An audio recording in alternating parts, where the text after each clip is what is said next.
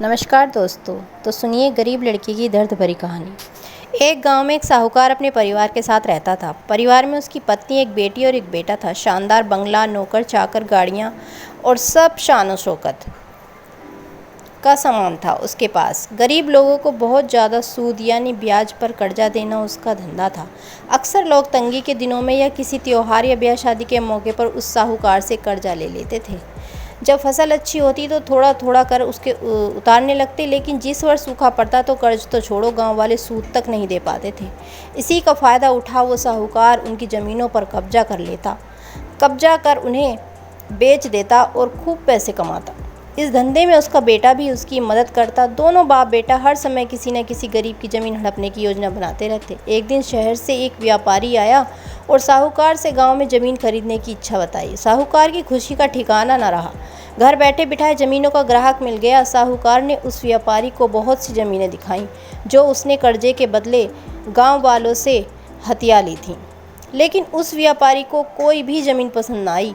गांव में घूमते हुए व्यापारी को एक ज़मीन का टुकड़ा पसंद आया।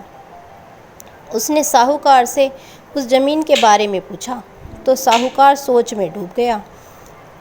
असल में वह ज़मीन तो एक बिन माँ बाप की लड़की की थी जो वहाँ पर रहती थी। उस लड़की के माँ बाप ने साहूकार से 20,000 रुपये कर्ज लिया था, मगर उसे चुकाने से पहले ही उनकी मृत्यु हो गई। बेसहारा लड़की की हालत देख गांव की पंचायत ने साहूकार से उस ज़मीन पर कब्जा ना करने को कहा। भला पंचायत की बात कैसे टाल सकता था साहूकार, मगर दिल में हमेशा ही उस ज़मीन पर कब्जा करने की बात सोचता रहता था। आज व्यापारी की इच्छा सुन उसका लालच बाहर आ गया था और उसने ज़मीन पर कब्जा का मन बना लिया। कर्जे के सारे कागज़ ले वह उस लड़की के घर पहुंचा और कर्जा वापस करने की बात कही। जब लड़की ने अपनी दुर्दशा बताते हुए और समय मांगा तो साहूकार ने कब्जा करने की धमकी दी। कब्जे की धमकी सुन वह लड़की पंचायत के मुखिया के पास गई और उसकी ज़मीन को बचाने की दुहाई लगाई। सारे गांव में यह बात आग की तरह फैल गई कि साहूकार उस बेसहारा लड़की की ज़मीन पर कब्जा करने वाला है। यह बात उड़ते उड़ते साहूकार की बेटी के कान में पड़ी। अपने पिता के लालच की बात सुन उसके मन में बहुत दुख हुआ।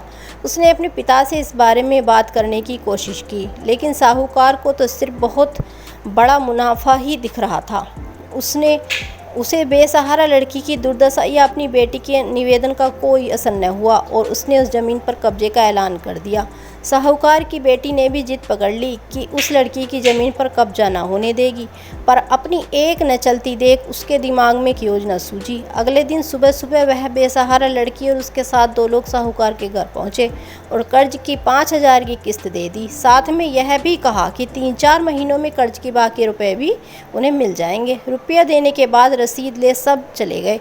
चूँकि अब किस्त मिल गई थी, इसलिए पंचायत ने भी कब्जा नहीं करने दिया। साहूकार बहुत परेशान था कि आखिर उस लड़की के पास इतना सारा रुपया कहाँ से आया। कल तक तो वह दाने दाने को तरसती थी और आज 5,000 रुपये दे गई। कुछ भी न समझ आने पर उसने गांव वालों से भी पूछताछ की, लेकिन कोई भी रुपयों के बारे में नहीं जानता था। कुछ दिनों बाद वह लड़की फिर 2 गांव वालों के साथ आई और कर्ज की बाकी रकम चुकाकर रसीद और कर्ज के सारे कागज़ ले लिए। साहूकार परेशान हो गया कि आखिर इस लड़की के पास इतना धन आया कहाँ से। इस तरह कुछ दिन और बीत गए। एक दिन साहूकार को खबर मिली कि उस बेसहारा लड़की ने अपनी ज़मीन बेच दी है। कुछ कर तो सकता नहीं था, लेकिन उत्सुकतावश जाकर देखा तो चौंक गया। ज़मीन पर एक बोर्ड लगा था। उस बोर्ड पर ज़मीन के मालिक का नाम देख साहूकार की मानो सांसें रुक गई हों। मालिक के नाम के आगे लिखा था उसकी अपनी बेटी और उस लड़की का नाम। वह दौड़ा हुआ घर गया और बेटी से पूछा कि यह क्या तमाशा है। तब उसकी बेटी ने उसे बताया कि उस गरीब लड़की की मदद के लिए उसने अपने सारे गहने बेच डाले ताकि उसकी ज़मीन आपके कब्जे से बच सके, लेकिन ज़मीन आपसे छुड़ाते ही उस बेसहारा लड़की ने उदारता दिखाते हुए आधी ज़मीन मेरे नाम कर दी। बेटी ने उसे समझाया कि आप तो उस लड़की का आखिरी सहारा भी छीन रहे थे, मगर उस लड़की का बड़प्पन तो देखो। उसने ज़मीन छुड़ाते ही मेरे गहनों के बदले अपनी आधी ज़मीन मुझे दे दी। यह सब सुन साहूकार को शर्मिंदगी महसूस हुई और उसने भविष्य में कभी किसी की ज़मीन ना हड़पने का वचन दिया। आपको ये कहानी कैसी लगी नीचे कमेंट करके हमें ज़रूर बताइएगा। अगर आपको ये कहानी पसंद आई हो तो अपने दोस्तों के साथ ज़रूर शेयर कीजिएगा।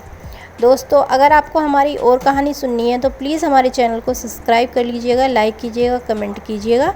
तो आपसे मिलती हूँ नेक्स्ट वीडियो में, नेक्स्ट कहानी में। तब तक के लिए नमस्कार।